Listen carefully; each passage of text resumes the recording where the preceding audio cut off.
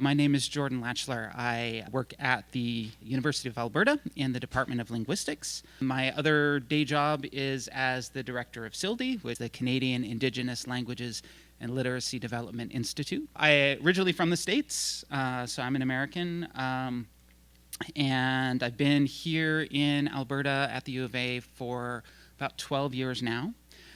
Before that, I spent a decade or so in Southeast Alaska, working with the Haida people.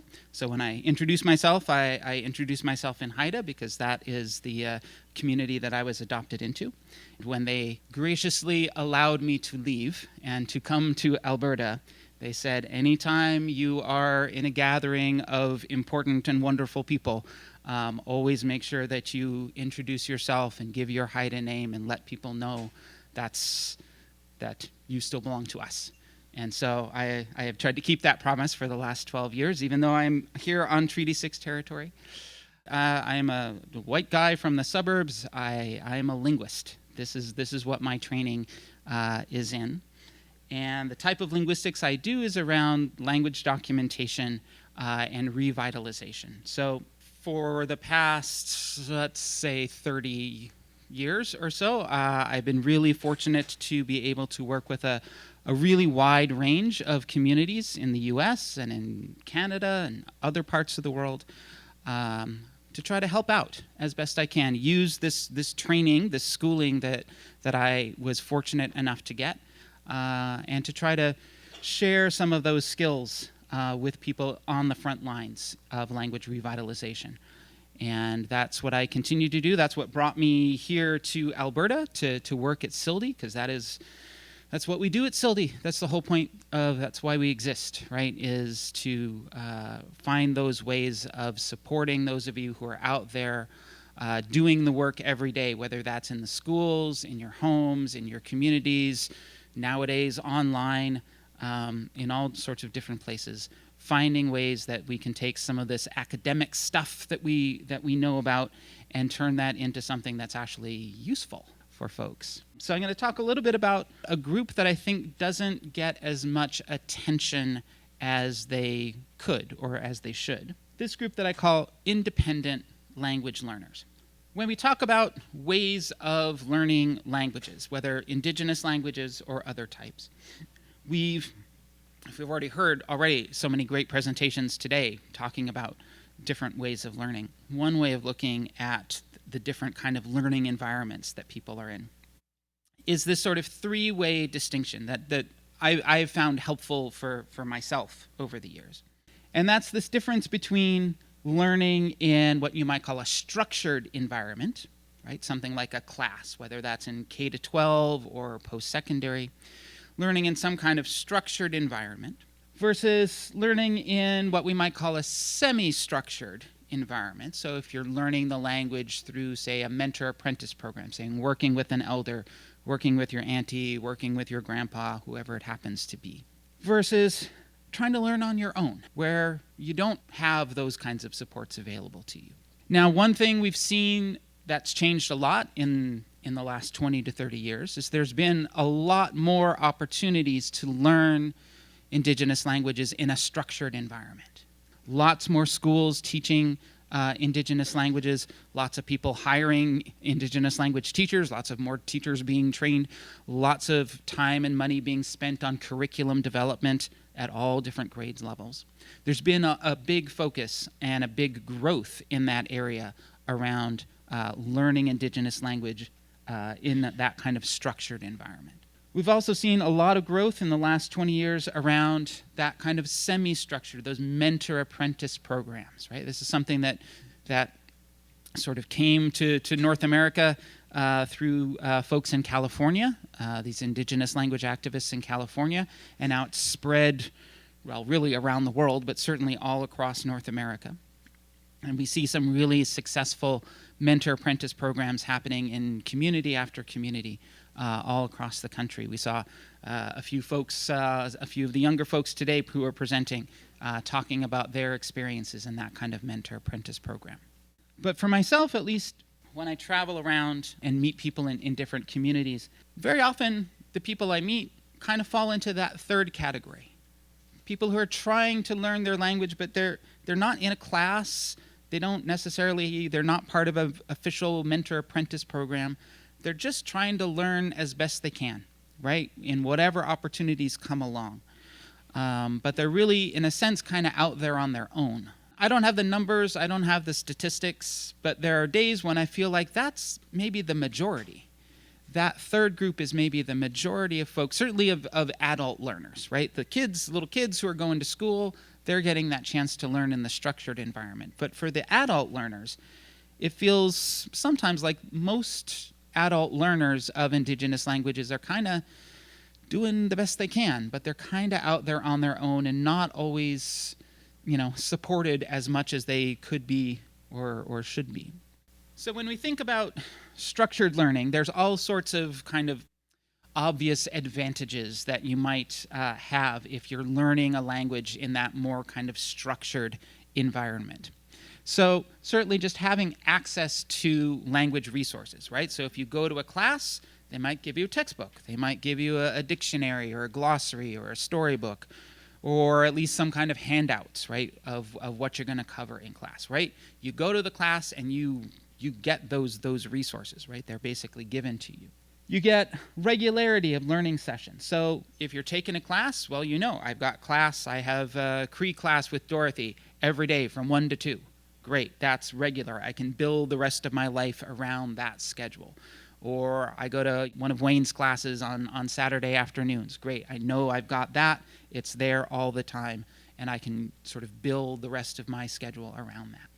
Accountability, right? And this might be in sort of a formal kind of way through assignments or quizzes, but it can also be sort of informal assessments, right? So just knowing that you're going to have some responsibility. You're going to take some accountability for your learning. You're not just going to the class to hang out and have a good time.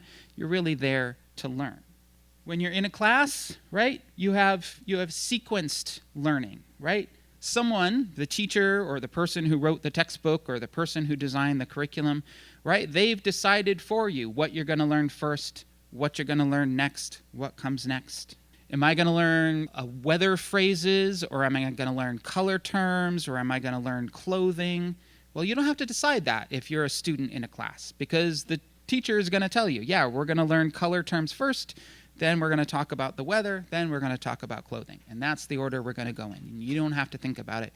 You don't have to make those decisions. When you're in that structured learning environment, you get, hopefully, feedback from your instructor, right? From your teacher. Yeah, you're doing really good on this part. You need a little bit more help there, right? They can give you that feedback on that day-to-day, week-to-week basis, right? So you can really start to feel that you're progressing. And then you're not alone, right?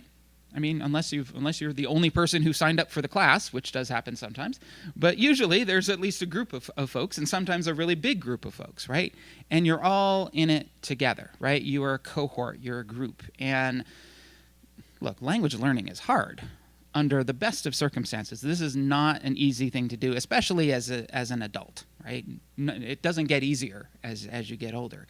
So having that group with you, right? Having those other learners that are in the same boat, right? And at that same level, that's huge, right? That's a huge benefit to learning through those kind of structured settings. So we can think of all sorts of reasons, all sorts of potential advantages that for the learner, for the student, to be learning through some kind of structured environment, right? Through some sort of class or course, however you want to think about it. And that's why so many of us spend so much time trying to create those opportunities, right? Create more language classes, whether that's at a university or in an elementary school or community classes, or as we've all been through in the last 3 or 4 years, right? Zoom classes, things that so we can get the language out to as many folks as possible.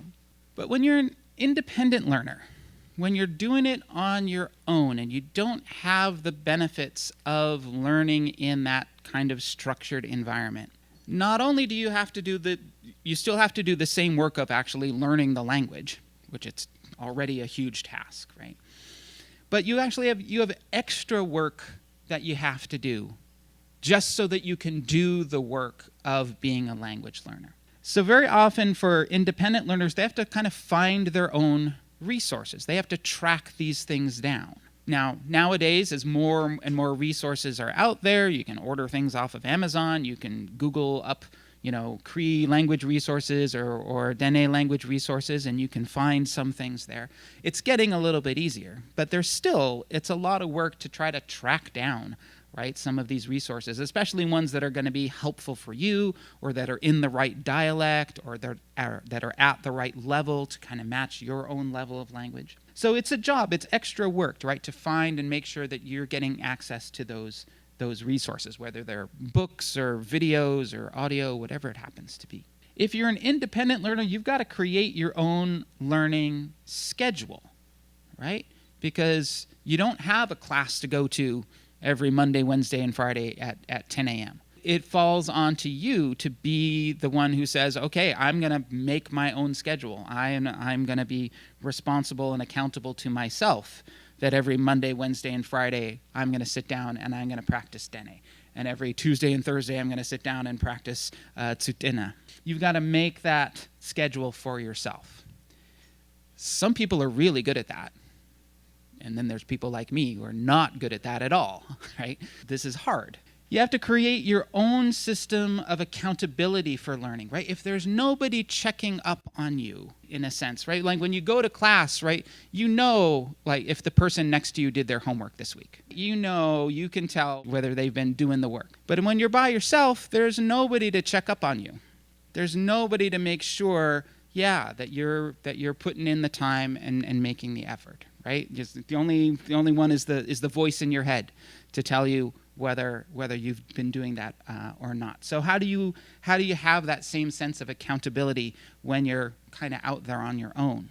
How do you sequence your own learning, right? So you find a bunch of really good resources. You make yourself a schedule. Okay, every morning from 9 till 10 a.m., I'm going to work on the language. And if I don't do it, then I don't get to do this fun thing that I wanted to do, right? You do all of that other stuff. You have all of your resources. How do you know where to begin? How do you know what to learn first? How do you know what to learn next? How do you know how to sequence, right, the learning? Languages are enormous. There's an infinite number of places to start learning a language.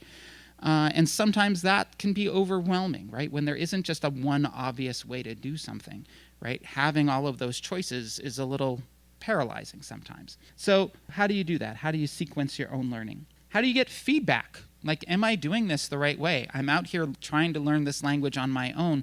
Who can I go to get feedback? Is my pronunciation good? Did I put that sentence together the right way? Am I spelling this word the right way? Who can I go to find that, to get that kind of feedback? And then you have to create your own community. Yes, because that is the solution to everything. You have to create your own community of practice with other learners, right? Because if you're there by yourself, you need to reach out to those other folks who are doing it, right? Because you're not the only one trying to learn on your own. But it's not always easy to find those other folks, and it's not always easy to connect with them and build community, right? We all know this, right? We know that can be challenging, even when you've got so many things in common. So you look at that list and you think, this is already exhausting, right? This is already, just learning the language is going to take years and years and lots of work. And now I have to try to juggle all of this kind of extra work, right? Just so that I can feel like I'm making some progress in the language. This is why it is a struggle, why being an independent language learner of any language is super difficult. But perhaps even more so for Indigenous languages. So even if you are an independent language learner, it really matters what language you are learning, because it's not the same for all languages. There is a huge difference. There's a huge disparity in the resources that are available for independent learners of different languages. In some cases, you're going to have a lot of options. You're going to have a lot of resources that you can sort of avail yourself of to help with language learning. And in other cases, you might hardly have anything. So, as an example of one of these sort of high resource languages, we take Thai. Okay, so Thai is the national language of Thailand. If you've ever eaten at a Thai restaurant, you've maybe seen things written in Thai on the menu or heard people speaking Thai in the kitchen. So there's 70 million speakers of Thai in the world, but obviously the vast majority of them are in Thailand, which is a little bit far away. If you are in Edmonton and you want to learn Thai, and maybe you're not Thai, so say you're a white guy and you want to learn Thai, it's not easy to find a course, right? I can't just like go down to the corner and find a Thai language school. I could go to Thailand and do that, but if I wanted to stay in Edmonton, it's not easy, right? I'm going to have to be an independent learner, even though this is a language with 70 million speakers, right? But because I'm on the wrong side of the planet to be learning that language, I'm going to have to do a lot of this independently. But fortunately, there's any number of really good Thai textbooks and dictionaries and things that you can find online that will get you started. It's not hard to find. You can go onto YouTube. There are literally hundreds of hours of Thai immersion videos, of Thai people speaking to each other at beginner level, at intermediate level, at advanced level, teaching you the language through immersion. No translation into English, all just speaking Thai to each other using comprehensible input, if some of you are familiar with that phrase. So this is a little screen grab of two of the ladies who've done several of those 100 hours. And you can see they record themselves having this little Zoom chat. And you can see one of them is holding up a little clock, and she's pointing to different hours, different times on the clock. And then the woman on the right-hand side, she's miming the activity that she does at that time. So the woman on the far side is pointing at 11 o'clock, and the other woman is pretending to go to sleep. But as they do this, they narrate all of that in Thai. So you can watch, and then you watch the video again, and suddenly you understand Thai. No translation needed. Didn't have to pay $1,000 to have them come to your house and do this. It's just all there. And there's hundreds and hundreds and hundreds of hours of this. Right? For those of you who hang out on Reddit, you can go to the Learn Thai subreddit. There's over 6,000 people who are signed up for that subreddit. If you want to check out the Thai Wikipedia, there's over 100,000 articles on any topic under the sun that you can read in Thai, right? It's to practice your reading. And then there's services like italki, where you can go to the website and find yourself a conversation partner. Hey, I want to practice speaking Thai. I've got, an hour on a Saturday afternoon. You can find somebody who is a native speaker of Thai, pay him a few bucks, and they'll sit and have a conversation with you and give you feedback on your language. Learning Thai is not easy, but boy, there's a lot of really good resources out there that you could do this on your own. You could do this on your own if you've got enough motivation, because the resources are out there to make this much more possible than you might imagine. If you're learning French, you're learning Spanish, German, Japanese, Chinese, even Thai, you've got lots of resources that you can access if you know how to hunt them down a little bit. But for lower resource languages, which is the ones that most of us here are concerned with, if you're an independent learner, you typically just don't have access to anything like what we've just seen for Thai. Oftentimes, the best thing that you have, and sometimes the only thing that you have, is maybe access to a speaker.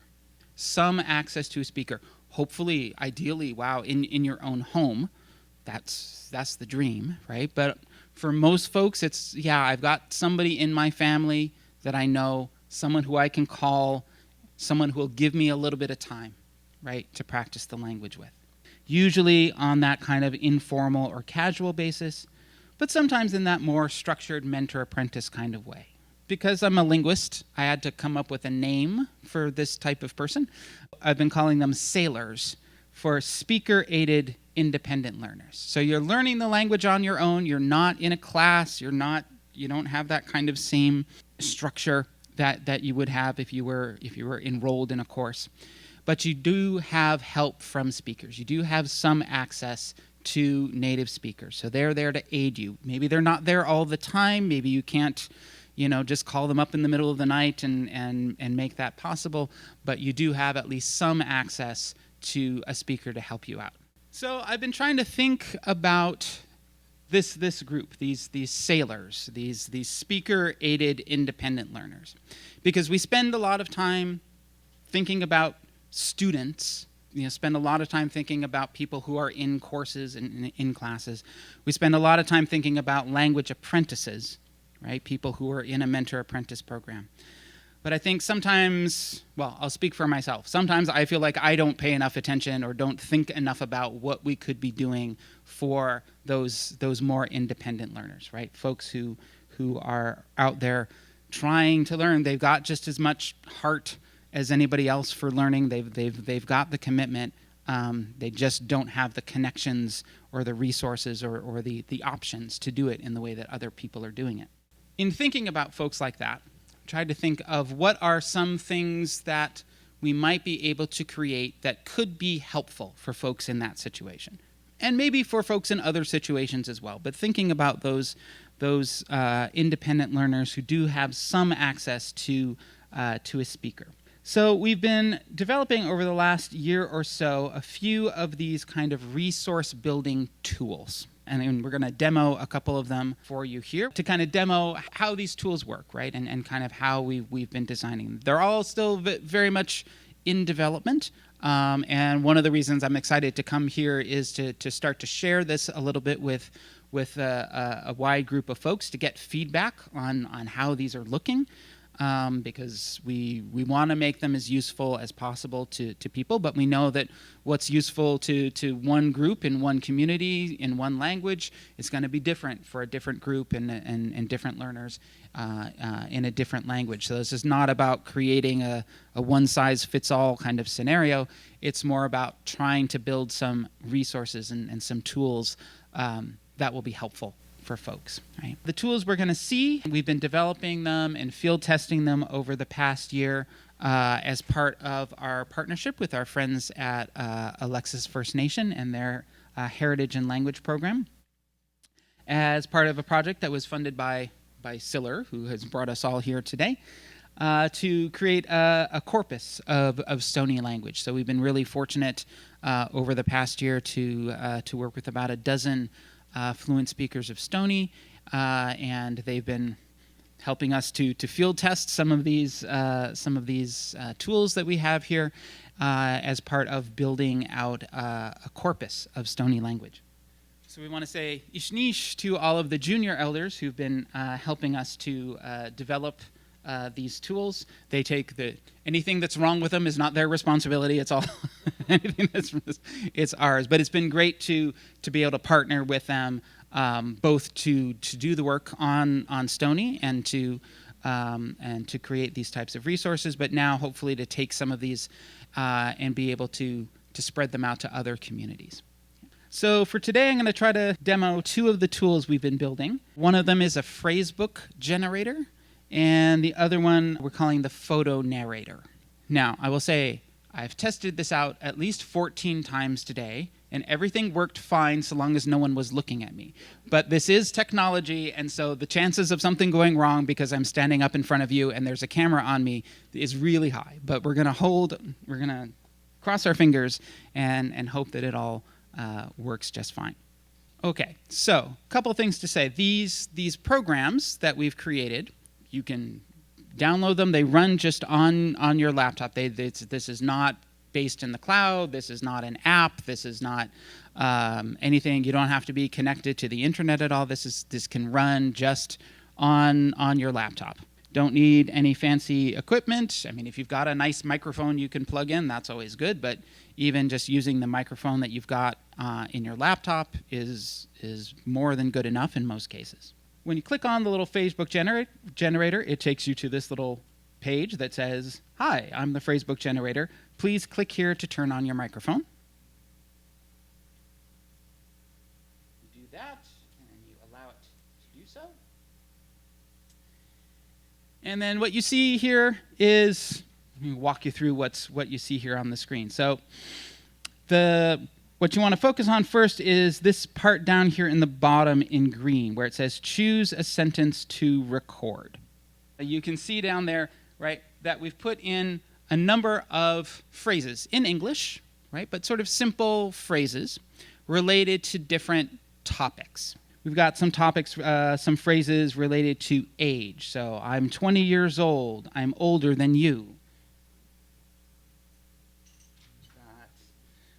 Some phrases to do with animals. Do you have a dog? I have 2 dogs. So you have a set of topics, and then you have some sentences, simple, basic phrases, right? This is intended for relatively introductory learners, but you can make more advanced versions of it as you like.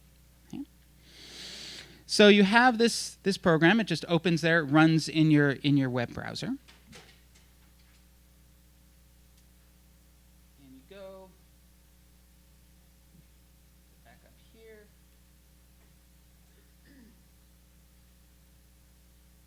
So you click on the first one, click on the first sentence that you want to record. Okay.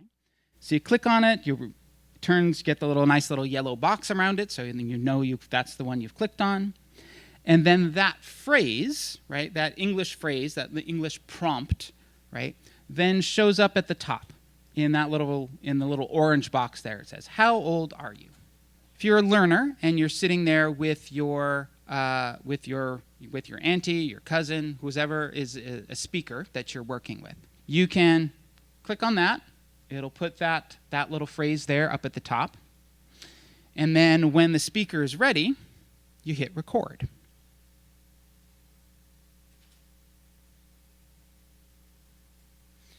And now you see it's being recorded because it says you are being recorded now. That's a good tip-off that things are going well. And then when they're done saying that phrase in the language, you hit stop. So far, so good. Okay. When you hit the stop record, then you have this new purple thing that shows up in the middle, and that's the recording that you've just made. Okay? That's the recording you've just made. Now, what it just recorded now was me saying all of those things, but if we play this,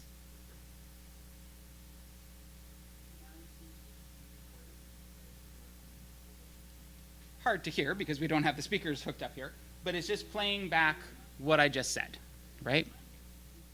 Would sound better if I was actually sitting closer to the mic when we did that. So, your speaker, right, the speaker of the language records their Cree version, their Dene version, their Tsuut'ina version of that question, how old are you? And then once you hit stop record, then it puts that nice little blue box there. You can then listen to that recording. You can listen to what the speaker just said, right, 5 seconds ago. And then you've got 2 choices. If you like it, if it was good, if it's like, yep, I said that the right way, everything is good, nice, clear recording, then you save it, okay? And we'll do that in a second. You can hit download this file, and that saves the file to your laptop. So when you make the recording, right, with the speaker, right, the speaker gives their version of that phrase. But sometimes those of us who've recorded things, right, know that sometimes it doesn't always come out perfect the first time, right? Sometimes you'll slip of the tongue, or the dog barks, or the phone rings, or something happens in the middle of the recording. And you say, I don't want that one, I want to do it again, right? When you do it again, if you don't like the first recording, never mind, just hit record again. This is me hitting record again. But, excuse me? Mm-hmm. But can you not edit in between? Go back to where you didn't want to hear that sound? You can, but it's so much quicker just to say it better the second time, right? Do a second take, right? So this way, yeah, you don't have to go in and edit and splice out the dog barking and those sorts of things, right? If you've got a speaker that you're working with, right, it's so much easier to say, oh, I'm sorry, Charlie was barking while you said that one. Could you say it again? Boom, 3 seconds, and you're good to go. In this case, for this particular tool, you have an English prompt. They're providing their version of that, right? If I was going to ask someone in Dene, how old are you, right? What would I say? You want to come record that, Gina? Gina. Come on, Gina. So I'm going to hit start record, and then if you can say in Dene, right, the phrase, and then we'll record that. Here? Say it, yeah, speak it into my laptop. Ready? 1, 2, 3. Okay. Back. Beautiful. Beautiful. That's it. It doesn't even write it? No, this is all, that was it. That's all you needed to do. Yay, everybody. You make the recording, it comes out good, so now you want to save it, right? So now you hit download.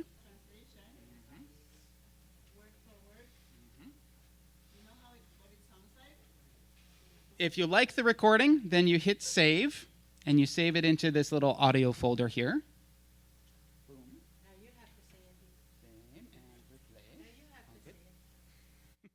Well, now I have to practice. Yes, now I have to practice. As you go through and you make your recordings, it builds the phrase book for you. So if you get through 5 recordings, then you've got 5 phrases. If you do 100 recordings, you have 100 phrases, right? And it just puts those recordings straight into the little phrase book. Now, in this version, I've put in the phrases that I'm interested in learning, right? I want to know how to say these things. But a different learner might want to learn to say different things, right? So one of the things we're working on, and one of the things, that would be great to partner with folks here, is what are the phrases that you want to learn, or what are the phrases that your niece or your nephew wants to learn, and what are the topics that they want to cover, right? So I just made up a bunch of topics here: age, animals, dating, chores, clothing, colors. Maybe those are the phrases, those are the topics you want to cover, maybe they're not. So it's all customizable, right? You can decide what topics you want to cover, you can decide what phrases. Do you want to just do 5 phrases per topic? Do you want to do 100 phrases per topic? All of that is totally customizable. So unlike an app where it's just like, well, here it is, that's what it is, you downloaded it and it's done, right? It's already made for you, right? All of those decisions are made. Here, right, as the independent language learner, you can say, well, yeah, I need to know how to say I'm 20 years old because I'm 20 years old. But then maybe next year I want to learn I am 21 years old, right? But if the app only says, only teaches me I'm 15 or I'm 35, well, then I'm kind of out of luck. The other one I just want to demo for you guys is the photo narrator. Okay, so this is a very similar but slightly different tool. Same idea, you turn on your microphone, hit allow. Okay. And now I'm going to click on photo number 1. Okay, so in the phrase book generator, right, we give you an English phrase, an English sentence, and then the speaker thinks about how they would express that in their language, right? Give their best version or translation of that sentence. Here, there's no English at all. This is just a picture, right? It's a picture of a nice young girl making a necklace, right? And the idea here is, instead of asking the speaker to translate, you ask them to narrate or describe or just say, what's going on in this picture, right? So you pull up, this is picture number 1. The speaker looks at it for a minute or 5 minutes or however much time they need to think about what's going on. And then same process, right? They'll hit the record button. And then they'll tell whatever it is they want to say about that, right? So the elders in Alexis that we've been doing this with, it's been so much fun watching them do this. My Stony is not good enough to understand everything as they're describing these what they see in the pictures. For the elders in Alexis, we've actually had them go through the whole set of pictures twice. First, just to say what's going on here, right? And they'd say a couple of sentences. Oh, there's a girl. She has brown hair. She is making a necklace. She is smiling, right? Just a simple little description, and then the next speaker would give their version. But then we had the speakers go through, since they were working in pairs, we had them go through the same set of pictures again, but this time talk to each other and ask questions to each other about what's going on in the picture. So one of the speakers would say, "Oh, what do you think she's making there? Oh, that looks like a necklace. Do you think she's made some more necklaces before? Yeah, look at all those beads she has. She probably makes a necklace every day." And they have a little conversation, right, just off the top of their heads about what they see there. And all the while, the recorder is running, right? And then when they're done, it's like, okay, we've said everything we want to say about this girl and her necklaces. And you just hit stop record, and then you hit save, right? And then you can go on to the next photo number 2. In this case, it is right. It's just a guy putting on his socks, right? On the one hand, right, you might think, well, this is not a terribly interesting picture, right? But for a learner, how do I say he's putting on his socks, right? It seems so basic, but if you're a learner, that's a thing you need to learn how to say. And so, but instead of giving that English sentence, we just find the pictures that show what's going on, right? And it's great. Some speakers give us the real simple version. He is putting on his socks. And then some speakers just go to town, right? They make up a whole story of, this guy went out for a hike, he walked in the river and his shoes got wet, and now he's taken off his wet shoes and he's taken off his wet socks, and he's going to go into his bag and then get his fresh socks, and then he's going to finish his, and it just goes on, and it's wonderful, and it's amazing, and it's beautiful, right? You can use this both with a fluent speaker to record a little story or a description of what's going on in the picture, but it's also can be a great thing to use for the learner, because maybe, when I'm just starting to learn, I look at this picture and maybe the only thing I can say is man, sock, shoe. Maybe that's like all I can say about this picture is I know the word for man and the word for sock and the word for shoe. But 3 months from now, I go back and I look at this picture, right? And now maybe I can record myself saying the man is putting on his sock, or the man took off his shoe, right? And then maybe 6 months later I can go back and say, build out a little bit more of a story, right? In our case, we had 10 different speakers record their versions of each of these photos. You can hear, right, those 10 different stories all about one picture, right? And it's just a great way to practice and to study with that. Same idea when you make those recordings.